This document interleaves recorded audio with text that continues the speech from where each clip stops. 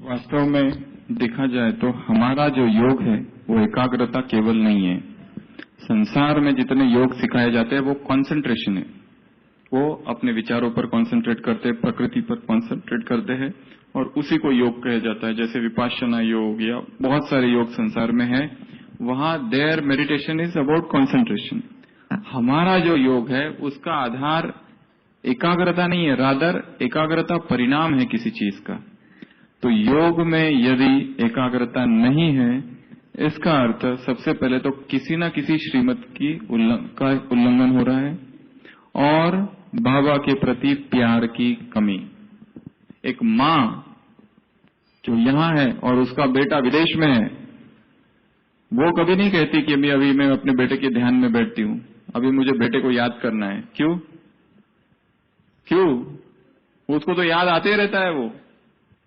वो कभी भूलती ही नहीं, उसको इतना प्यार है उससे।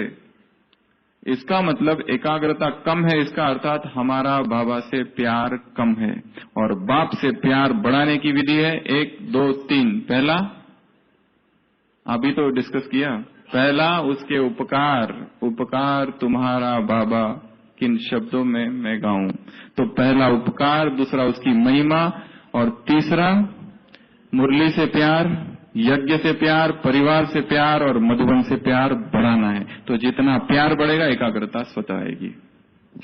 नेक्स्ट क्वेश्चन है, भक्ति के सत्संगों में एवं मंदिरों में दर्शन है तो जाना चाहिए नहीं?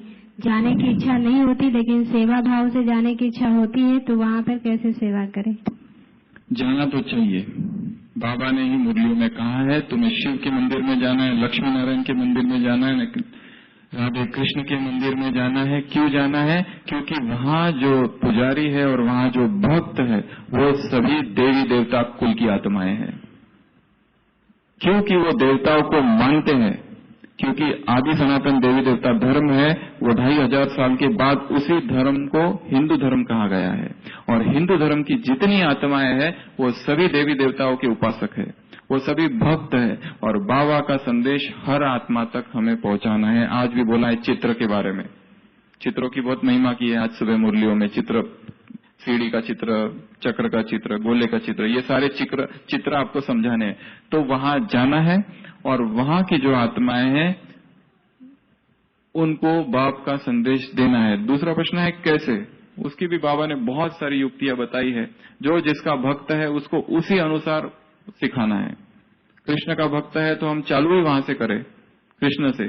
कृष्ण कौन है, कृष्ण क्या है। शिव का कोई भक्त है उसके लिए तो आसान है, शिव और शंकर में क्या भेद है, इस तरह से हम सेवाएं कर सकते हैं। नेक्स्ट, राजयोग और ज्वालामुखी योग में क्या भिन्नता है? ज्वालामुखी योग ज्वालामुखी योग कोई नए प्रकार का योग नहीं है। राजयोग में ही ज्वालामुखी योग, एक आत्मा जो बीज रूप अवस्था में परमधाम में जब स्थित होती है, बीज रूप अवस्था, उसी को ज्वालामुखी योग सीड स्टेज कहा जाता है। जिसमें सूक्ष्म स्थूल शरीर तो है ही नहीं, वहां सूक्ष्म शरीर भी नहीं है, केवल आत्मिक स्वरूप में आत्मा स्थित है और संकल्प भी वहां पर बहुत शांत हो गए, कम हो गए। वो जो अवस्था है परमधाम का जो योग है उसी को ज्वालामुखी योग कहा जाता है, उसी को बीज रूप स्थिति कहा जाता है, उसी को। और उसी एक स्टेज में विकर्म विनाश होते हैं। बाकी जितनी स्टेजेस है, बाबा से रूरियान करना, बाबा से बात करना, विश्व को सकाश देना, आत्माभिमानी स्थिति, इन चीजों से विकर्म विनाश नहीं होते। हाँ, वो सारी स्टेजेस है वहां तक पहुंचने की। अल्टीमेट जो फाइनल योग है वो है परमधाम का, तो एक ही है।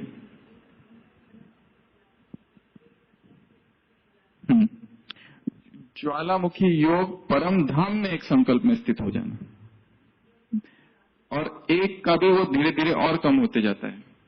बिल्कुल जैसे कि ऐसी अवस्था आती है कि जिसमें थॉट्स बहुत कम है, ना के बराबर, वो ज्वालामुखी योग है।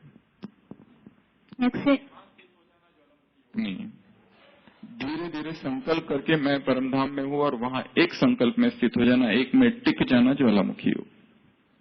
नेक्स्ट है, इस जीवन में मेरे साथ कदम कदम पर विश्वासघात हुआ है तथा मुझे बहुत धोखा मिला है। मैंने जिनके साथ नेकी की और विश्वास किया उन्होंने मुझे धोखा दिया। हाँ, ब्रह्मा कुमारी में आने के बाद मैंने एहसास किया कि मेरे पिछले जन्मों का फल है।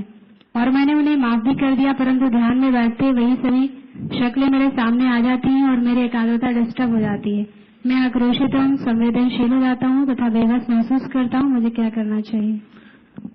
माफ तो कर दिया पर पूरी तरह से माफ नहीं किया है। पूर्ण हृदय से अभी तक माफ नहीं किया है। दिल के किसी कोने में अभी तक सूक्ष्म बदले की भावना है और यदि अवसर मिल जाए तो वो कर भी दे। वो बदला उस तरह का नहीं होगा जिस तरह संसार में लिया जाता है, अलग तरीके का होगा, संकल्प के द्वारा होगा। माफ करना अर्थात संपूर्ण माफी, बेशर्त माफी, अनकंडीशनल पार्डन। और वो एक दिन नहीं करना होता है, रोज सुबह अमृत वेले, जैसे कल भी हमने वहां पर प्रयोग किया था गोमती नगर में, कि जिन जिन आत्माओं ने हमें दुख दिया है, जिन जिन ने हमें सताया है, दुखाया है, पीड़ा पहुंचाई है, जिनके वजह से किसी जन्म में हमारी शायद मृत्यु भी हो गई, जिन्होंने छल कपट और षड्यंत्र किए, हमारे विरोध में इंसल्ट की है, ग्लानि की है, अपमान किया है, हमारे विरोध में प्रचार किया है, प्रोपेगेंडा किया है, गलत गलत कंप्लेंट की है, दोषारोपण किया है, ये सब जिन आत्माओं ने हमारे साथ किया है, वास्तव में हमने भी किसी जन्म में उनके साथ ऐसा किया होगा। और अब हमारा कर्तव्य है कि स्वयं को पूर्वज हूं इस समान में स्थित हो जाना। मैं पूर्वज हूं, मैं कल्पवृक्ष की जड़ें हूं, मैं महान आत्मा हूं और इन सभी आत्माओं को मैं माफ करता हूं। और रोज अमृत वेले, रोज एक दिन भी मिस ना हो, रोज अमृत वेले की जो अंतिम 5 मिनट है, 4:40 से लेके तो 4:45 तक, रोज उन आत्माओं को इमर्ज करना और उन सभी आत्माओं को दिल से माफ करना। केवल माफ नहीं करना, बाबा से प्यार की किरणें लेना और उनको प्रेम से इतना भर देना कि उनके प्रति अभी हमारे हृदय में इतना प्यार उत्पन्न हुआ है कि उन्होंने कुछ हमारे साथ गलत किया ये है ही नहीं, रादर हम अभी ये कह रहे हैं कि आप सभी को धन्यवाद, बहुत धन्यवाद कि आप जीवन में आए, इसकी वजह से तो हिसाब किताब चुकतू हुआ, नहीं तो ये हिसाब चुकतू होता ही नहीं। इसके लिए और ये अभ्यास रोज रोज रोज करना है। एक दिन ऐसा आएगा कि आपको लगेगा कि हमने उनको पूर्ण रीति से माफ कर दिया है और अभी उनके प्रति इतना सा 1% भी घृणा, द्वेष, ईर्ष्या हमारे हृदय में नहीं है। पर डेली करना पड़ेगा, 6 मास तक इसको डेली कीजिए। जब राजयोग से हमारी बॉडी की हीलिंग होती है, या जैसे सूरज भाई ने कई बार कहा है कि सब कॉन्शियस माइंड का यूज कर हम अपनी बीमारियां ठीक कर सकते हैं, तो हमारी वरिष्ठ दादियां या बहनें जिन्होंने 30-40 वर्ष या इससे भी ज्यादा राजयोग का अभ्यास किया, वो बीमार कैसे हो सकती हैं या बड़ी बड़ी बीमारियां तथा कैंसर से सफर करते हैं? शरीर की बीमारियों से कोई भी छूटा नहीं है। सबसे पहले बात, हमारे जो 63 जन्म के हिसाब किताब है वो भिन्न भिन्न रूप से चुक्त होंगे। एक, आत्माओं के द्वारा, दूसरी आत्माओं से हमारे हिसाब किताब, दूसरा शरीर की बीमारी के द्वारा, और तीसरा चुक्त जो होंगे वो होगा प्राकृतिक आपदाओं के द्वारा। इसमें इस हिसाब किताब से कोई भी छूटा हो नहीं है। दूसरी बात, जो भी हमारी दादियां है, अभी दादी जानकी 80 साल की योगी है। दादी जानकी की योगी होने की आयु जो है वो 80 साल है। उम्र 100 साल की है, योगी होने की आयु 80 साल की है। 80 साल की योगी। बहुत सारी बीमारी है, सभी दादियों को लगभग थी, कुछ कुछ होंगे जिनको नहीं थी। ये जो महान आत्माएं हैं इस संसार की, इनके जो हिसाब किताब चुकतू होंगे, आप अगर देखेंगे तो दूसरी आत्माओं से जो हिसाब किताब चुकतू होते हैं बड़े कड़े होते हैं, उस तरह के इनके हिसाब किताब नहीं है। प्राकृतिक आपदाओं वाले इनके हिसाब किताब अब तक नहीं है। जो इनके हिसाब किताब है शरीर की बीमारी के द्वारा। शरीर की बीमारी अगर ना हो तो कहीं और रीति से हिसाब किताब चुकतू हो अभी, क्योंकि ये महान योगी है और राजयोगी है, उनके हिसाब किताब है, उनको बीमारियां है, पर यदि वही बीमारी किसी और को होती तो उस आत्मा की अवस्था कैसी होती है आप सोच सकते हो। दादी को हमने ऐसी ऐसी कंडीशन में देखा है, बहुत, जैसे बस अभी जाने वाली है, बस अभी शरीर छोड़ने ही वाली है और उसमें से बाहर आ गए, और दादी को कुछ खबर नहीं उसकी क्या हुआ क्या नहीं हुआ। कितनी बार ऐसा हुआ कितनी कितनी बार रात रात भर हम जागे बैठकर, परंतु ऐसा लगा बस जा रहे, गए अभी। एक बार तो हॉस्पिटल से मुंबई से लेके आए कि नहीं हो रहा है कुछ, शरीर छोड़ना है तो मधुबन में ही छोड़ेंगे, ये संकल्प के साथ सभी ने मिलके, सब बड़ों ने डिसाइड करके लेके आए। पर दादी 2 दिन में ठीक हो गई आने के बाद।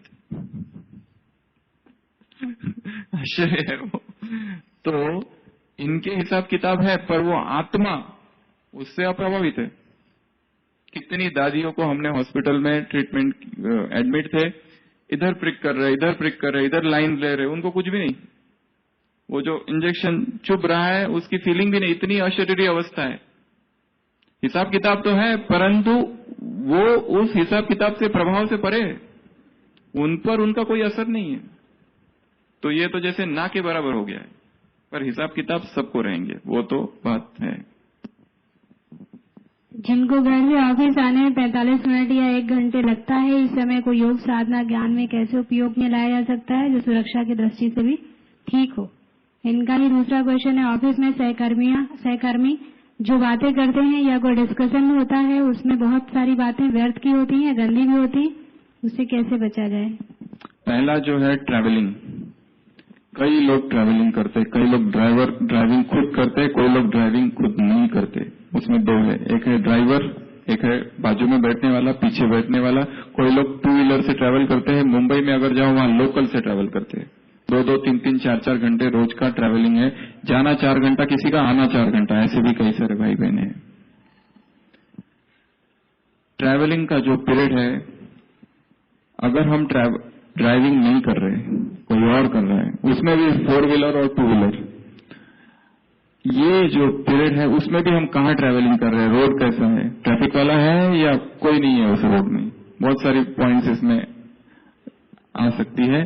तो ये जो ट्रैवलिंग का पीरियड है, वैसे ऑफिस से ही आने का है तो ट्रैफिक वाला ही होगा। हाँ, तो ये जो पीरियड है, इसको हमें सबसे पहला तो ये हमारा वेस्ट ना जाए, इसको भी हमें योग युक्त बनाना है। अगर हम ड्राइविंग नहीं कर रहे हैं तो सबसे बेस्ट जो विधि है, हम कहेंगे, क्योंकि चलती गाड़ी में पढ़ना बहुत मुश्किल है, तो वो है क्लास सुनना। पीछे बैठे या आगे बैठे, एक तो क्लास, दूसरा कमेंट्री, यदि हो सके तो कोई कमेंट्री, योग की कमेंट्री। अच्छा, तीसरा आत्मिक स्वरूप में स्थित रहना, और जितने, अगर ये दोनों भी नहीं कर रहे, पहले 2 ऑप्शंस, आत्मिक स्वरूप में स्थित होके रास्ते पर चलने वाले पीछे बैठकर जितने लोग हैं, हम ड्राइविंग नहीं कर रहे, कोई और कर रहा है, हम जितने लोग हैं उनको केवल आत्मा देखने का अभ्यास करते रहे, और हर एक के प्रति संकल्प करें कि ये भी बाबा का बन जाए, इसको भी बाबा का ज्ञान मिल गया, या ये संकल्प करें कि मैं मास्टर सर्वशक्तिवान हूं और मुझसे शक्तियों की किरणें इन आत्माओं को जा रही है, एक एक आत्मा जो दिख रही है उसको शक्तियों की किरणें जा रही है, इसको बाप का परिचय मिल रहा है। या ये अभ्यास करो कि मैं आत्मा भी ड्राइवर हूं और ये शरीर एक गाड़ी है, और ये गाड़ी को लेकर मैं आत्मा ड्राइवर ले जा रहा हूं ऑफिस। और फिर ये भी सोच सकते हैं कि मैं फरिश्ता हूं, इस कार में बैठा हूं, मुझसे पवित्रता की किरणें निकल रही है, कार में फैल रही है, कार से निकलकर वो सारी किरणें जितने सड़क पर लोग चल रहे हैं उन सबको तक फैल रही है, और सभी के हृदय में जैसे प्रकंपन आ रहे हैं पवित्रता के, और सबको लग रहा है कि कोई तो आकर्षण हो रहा है उनको, सबके मन में संकल्प उत्पन्न हो रहा है, ईश्वर कौन है, भगवान क्या है। जो नास्तिक है वो आस्तिक बनने की तैयारी में आ रहे हैं। तो ये सारी चीजें कर सकते हैं जब हम ड्राइविंग नहीं कर रहे। अभी कई लोग जो होते हैं ड्राइवर होते हैं, एक ड्राइवर हमारे पास उधर कई सारे लोग हैं इस तरह के ड्राइविंग करने वाले, तो हमने देखा है जो वास्तव में, इसमें सबसे पहले तो संकल्प चाहिए कि हमें ये समय को सफल करना है। अगर वो संकल्प ही नहीं है, बस ऐसे ही निकल गए, तो फिर तो कुछ नहीं, और उसके लिए बाकी हमारा सारा समय बहुत अच्छा जा रहा हो, सुबह का, शाम का, ताकि हम उसको भी योग युक्त बनाए। अब जो ड्राइविंग कर रहा है उसके लिए कभी कभी कुछ सुनना थोड़ा सा मुश्किल हो सकता है, उसकी वजह से ट्रैफिक, मतलब वो सुनाई नहीं देगा फिर बाकी की गाड़ियां, हॉर्न वगैरह। तो उसके लिए वही अभ्यास है कि जो भी देख रहा है खाली आत्मिक दृष्टि का अभ्यास, सबको बार बार आत्मा देखते रहना। गीत सुने, कोई क्लास सुने, अगर हो सके तो वो भी, अगर ट्रैफिक बहुत ज्यादा नहीं है और उसको डिस्टरबेंस नहीं होता है तो वो कर सकता है, परंतु और उसमें रेडियो सुनना ये सब चीजें नहीं करनी है। व्यर्थ की बातें करते रहना, जैसे हम बैठे और हमारे बाजू में कोई बैठा है और हम बहुत बातें करते रहे, बहुत इधर उधर की संसार की फालतू बातें, तो समय वेस्ट ही है। अगर ज्ञान की चर्चा कर रहे हैं, अगर दो लोग बैठे हैं पीछे और वो ज्ञान की चर्चा करे तो बहुत अच्छा। वहां मुरली में क्या था ये। अभी दूसरा पॉइंट है ऑफिस का वातावरण। अव्यक्त महावाक्य है बाबा के, अगर तुम मास्टर ज्ञान सूर्य हूं इस समान में स्थित होते हो, मैं मास्टर ज्ञान सूर्य हूं, ये साक्षात अव्यक्त बाप दादा के महावाक्य है। मैं ज्ञान मास्टर ज्ञान सूर्य हूं इस समान में जब तुम स्थित होते हो तो वायुमंडल को परिवर्तन कर सकते हो। यदि हम ऐसे ऑफिस में काम करते हैं, ऐसे लोगों के साथ काम करते ऐसे महकमा डिपार्टमेंट में काम करते हैं जहां सभी विकारी है, सभी निंदा करने वाले हैं, ग्लानि करने वाले हैं, हंसने वाले हैं, कहने वाले ये आ गए महात्मा, ये आ गए गुरुजी, ये आ गए ओम शांति वाले, ये आ गए आत्मा परमात्मा वाले, ये आ गए, इस तरह से कमेंट करने वाले कई सारे लोग होते हैं संसार में। इस तरह से कमेंट करने वाले के लिए सबसे पहली विधि है उनके बारे में शुभ भावना रखना, उनसे हंसी मजाक नहीं करना, जितना हो सके सीरियस रहना, गंभीर रहना और उनके प्रति शुभ भावनाएं रखना और उनको रोज अमृत वेले इमर्ज करना और प्यूरिटी की सकाश देना, रोज एक दिन भी मिस ना हो। परंतु उनके खिलाफ कोई कंप्लेंट नहीं, उनके विरुद्ध कोई षड्यंत्र नहीं, उनके लिए कोई अपशब्द नहीं, उनके लिए कंटिन्यूअस शुभ भावना, शुभ कामनाओं में सबसे बड़ा बल है इस संसार में। कैसी भी आत्मा हो, पत्थर पानी हो सकता है, इतनी शक्ति शुभ भावनाओं में। चाहे कितना भी विरोधी हो, बाबा को मारने के लिए लोग आते थे, जान से मारने के लिए, क्या कुछ नहीं किया, कितने षड्यंत्र किए, अखबारों में डाला, सब कुछ किया, पर बाबा ने, लोग कहते थे बाबा को कि बाबा इनके खिलाफ मानहानि का केस दर्ज करो। बाबा ने कहा कि वो तो बच्चे हैं, वो परवश है, अज्ञानी है, उनका कोई दोष ही नहीं है, वो भी अज्ञानी है, संपूर्ण अज्ञान निर्दोष है, उनका कोई दोष नहीं है, शुभ भावना है। भक्ति में भावना अच्छी रहती है सभी पदार्थों, वस्तुओं, जीवों के प्रति, परंतु अभी तो केवल अपना ही नशा है, भावना गायब सी हो गई है। भावनाएं फिर से जागे, इसके लिए क्या करना चाहिए? क्या भावनाएं? हाँ, फिर से जागे। ये भी भगवान है, ये भी भगवान है, इतनी भावना रहती है ना। देखो, भक्ति में बहुत ज्यादा तीव्रता होती है, बहुत ज्यादा भावनाओं का अतिरेक होता है। क्यों? क्योंकि उसमें पाया नहीं है। यहाँ सबके पेट भरे हुए हैं, पा लिया, मिल गया, उसके बाद में एकदम ढीले हो जाते। वहां क्या पाना है, अभी साधना करनी है, ये करना है, वो करना है, और सत्य क्या है? सत्यान्वेषण है वहां पर, सत्य की खोज, सत्य का अन्वेषण। ये रियलाइजेशन की अभी तक बहुत कुछ हमने नहीं पाया है और यहां आते ही पा लिया। परंतु ये पा लिया को गलत अर्थ में नहीं लेना। ये पा लिया मतलब ये नहीं कि सारा ज्ञान समझ में आ गया है। जो समझा है सूचना है। ज्ञान बहुत ऊंची चीज है, बहुत फिलोसॉफिकल है, बहुत तीव्र है, गूढ़ है। इतना जल्दी वो समझ में नहीं आता है। उतनी उसकी गुह्यता में हम गए कहां? आज जैसे हमने एक चर्चा की, बोल कैसे होने चाहिए, ये तो बस एक हमने चर्चा की थोड़ी सी। अगर कोई चाहे तो इसकी और गहराई में जा सकता है। एक एक शब्द, जो यहाँ 50 शब्दों में से एक एक शब्द की गहराई में जा सकते हैं। एक एक शब्द पर एक एक पेज का चिंतन लिखा जा सकता है और इतनी उसकी गुह्यता में जा सकते हैं। ये इच्छा उत्पन्न हो कि मुझे जानना है, मुझे जानना है। पहले तो ये ज्ञान के लिए, फिर है भावना, भगवान के प्रति प्यार। वो हमने देखा कि कैसे प्यार को बढ़ाए। ये कुछ ही बातें देखी, इस पर तो बहुत सारा एडिशन किया जा सकता है कि ये करो वो करो तो प्यार बढ़े। और हम भक्ति मार्ग के जो भक्त है उनसे भी थोड़ा सीखे। कौन थे वो वक्त? हम ही तो थे। भक्ति में इतनी तीव्रता, अभी तीव्रता है ही नहीं, क्यों? अपने आप से पूछे, अरे जिसके लिए हमने इतना कुछ किया और अभी वो मिला और अभी कुछ भी नहीं कर रहे, कैसी बात है ये? तो हम अपने अंदर वो तीव्रता लाए, थोड़ा सा भावनाएं हमारे अंदर बहुत हो। ज्ञान में आने के बाद भावनाओं को नष्ट नहीं करना है। कई बार भाई साहब हम जाएंगे तो हमको उधर नहीं परमिशन मिलेगा, लेकिन हम लेटर लिख के यहाँ से देते हैं तो परमिशन मिल जाता है। ऐसे ही कहीं हम जाएंगे तो नहीं मानेगा कोई गवर्नमेंट ऑफिस में, लेकिन वो कोई प्रूफ ले जाएगा हमारा ही तो वो मान लेगा। ऐसे ही शायद यहाँ भी होगा। कैसे कैसे कहाँ? जैसे मान लो हम लेटर लिख के कई बार देते हैं तो उसको जो है वो कहाँ जाने के लिए लेटर लिख देते थे? मधुबन में किसी को, मधुबन में जाने के लिए। अच्छा, तो वो जाके उनको अच्छा से एकोमोडेशन मिल जाएगा, लेकिन हाँ। अगर हम जाएंगे कई बार तो नहीं मिलेगा। बिना लेटर के पूछ रहे हैं कि अगर बिना लेटर के जाते हैं तो हम जाएंगे, हम खुद। हम मतलब कौन? हम माना हम हाँ। मैं।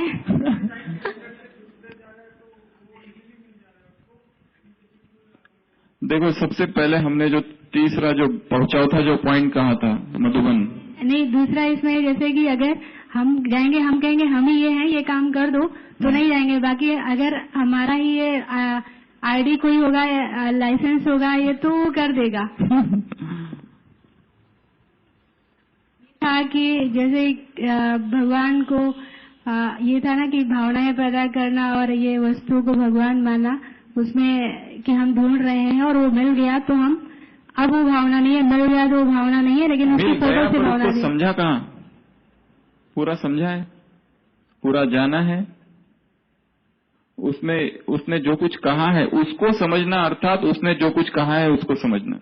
69 से लेकर तो 2016 तक जितनी मुरलियां है इतना उसने कहा है, उसको जानना, अर्थात ये सब जानना जो उसने कहा है।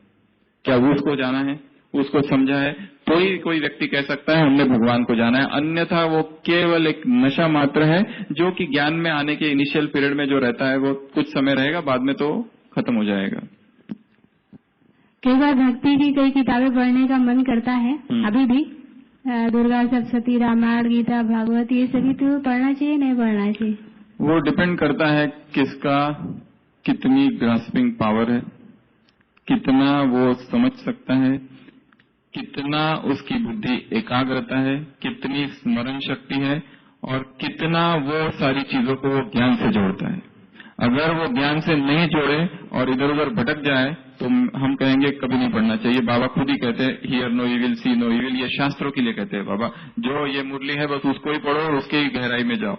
कई लोग ये छोड़कर जहां पर भी गए हैं और दिशाहीन हो गए, भटक गए। इसके लिए ये व्यक्ति को देखकर कहा जाएगा कैसा है वो, उससे ज्यादा। ड्रामा वो रिपीट होता है या पुरुषार्थ से बदलता है? कल रात में इसकी चर्चा चल रही थी। ड्रामा और पुरुषार्थ, ये झगड़ा तो भक्ति काल से चालू है। उधर भाग्य और पुरुषार्थ कहते थे, ज्ञान में आने के बाद अब कहते हैं ड्रामा और पुरुषार्थ कौन बड़ा है। बाबा ने इसके भी उत्तर दिए हुए हैं कई जगह पर, पुरुषार्थ ही बड़ा है। वास्तव में ड्रामा केवल उसी को कहा जाएगा जो पास्ट हो गया है, जो होने वाला है, जो वर्तमान है, उसको ड्रामा कहा नहीं जाता है। ड्रामा जो हो चुका है। और एक अव्यक्त वाणी है जिसमें बाबा ने कहा है ड्रामा कहने का अधिकारी केवल वही व्यक्ति है जो आत्माभिमानी है, श्रीमत पर है और याद में है। वही ऐसी स्थिति में ही ड्रामा शब्द का उच्चारण किया जा सकता है। बहुत पवित्र शब्द है वो, उसका कोई भी अपने सुविधाजनक श्रीमत नहीं बना सकता है। फिलॉसफी ऑफ कन्वीनियंस, अपनी श्रीमत अनुसार। इसके लिए ड्रामा जो शब्द है, ड्रामा जो है वो केवल जो हो चुका है, अब उसको बदल नहीं सकते हम। वो हो गया, अभी वो सीधा 5000 साल बाद हो गया, अभी तो नहीं होने वाला ना। कोई कहते हैं अरे हमारे साथ ऐसा ऐसा हुआ, मतलब अभी 5000 साल बाद फिर हो गया, पर अभी थोड़ी होने वाला है। 5000 साल बहुत बड़ा टाइम है, तब होगा। तो पुरुषार्थ ही बड़ा है और बदल सकते हैं अपनी तकदीर को, सब कुछ। बाबा ने कहा है सारी सूर्यवंशी डायनेस्टी ने 84 जन्म लिए हैं। प्रश्न ये है क्या 9 लाख आत्माएं जो सतयुग में आएंगी वो सभी 84 जन्म लेती हैं? सारे डायनेस्टी का क्या अर्थ है? 84 जन्म कौन सी सूर्य? बाबा ने कहा है कि सारी सूर्यवंशी डायनेस्टी ने 84 जन्म लिए हैं। प्रश्न ये है कि क्या 9 लाख आत्माएं जो सतयुग में आएंगी वो सभी 84 जन्म लेती हैं?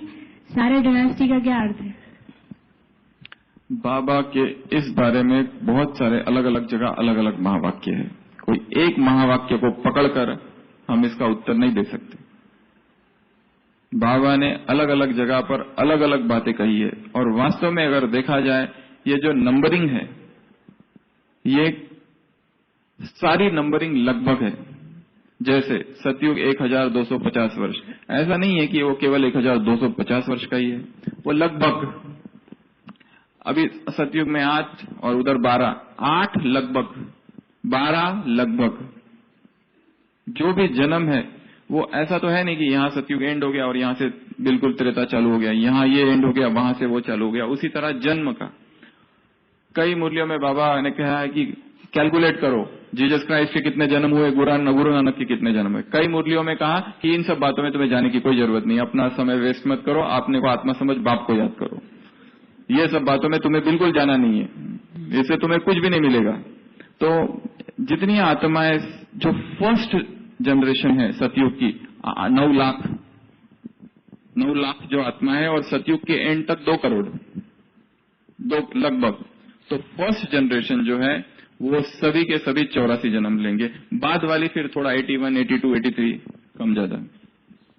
अभी यहाँ पे हाँ, एक क्वेश्चन और है आपका ही। आप जो कहानियां सुनाते हैं बीच बीच में, वो कहाँ मिलती हैं?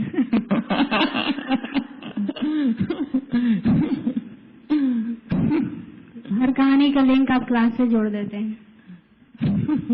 हम जो भी सुनते हैं उसको ज्ञान से जोड़ देते हैं, चाहे वो कोई चुटकुला भी क्यों न हो, जिसके लिए लोग हंसते हैं और उसको छोड़ देते हैं और याद भी नहीं रखते। हम उसमें भी ज्ञान का क्या अर्थ होगा वो ढूंढते हैं। ये जो भी कहानी हमने सुनाई, ये हमारे ज्ञान में बाबा ने कभी कोई सुनाई नहीं है बहुत सारी, परंतु ये कहीं और से हमने अगर कहीं पढ़ ली, देख ली, सुन ली, तो उसको सीधा ज्ञान में उसका क्या अर्थ हो सकता है, ये कोई बहुत बड़ी बात नहीं है, ये तो कोई भी कर सकता है। परंतु हम इसलिए कहते हैं क्योंकि नहीं तो ज्ञान जो है वो बोरिंग हो जाता है। अभी एक अव्यक्त वाणी अगर बतानी है और उसको हम वैसे के वैसे, हम चाहे तो वैसे के वैसे वर्ड टू वर्ड बता सकते हैं, एक एक लाइन शुरुआत से लेकर तो लास्ट तक, ऐसे बाप दादा का याद प्यार और नमस्ते। पर ऐसा बताएंगे उससे किसी का कुछ फायदा नहीं है, क्योंकि अव्यक्त वाणी इतनी गुह्य है, इतनी गुह्य है कि उसका एक्सप्लेनेशन की आवश्यकता है। एक एक पॉइंट को एक्सप्लेन करने के लिए वो सारी एब्स्ट्रैक्ट आइडियाज है बहुत सारी। और बाबा ने भी वही किया है। मुरलियों में देखो हर जगह उदाहरण आता है, जैसे वो, जैसे ये, जैसे ऐसा, जैसे राम, जैसे सीता, जैसे स्वयंवर, हर एक जगह उदाहरण ही है। जैसे ब्रह्मा ने ये किया, जैसे हर जगह जैसे जैसे जैसे वैसे तुम करो, जैसे ये वैसे तुम करो। तो इसका कोई अलग से ऐसा कुछ नहीं है, जहां से भी कुछ मिल जाता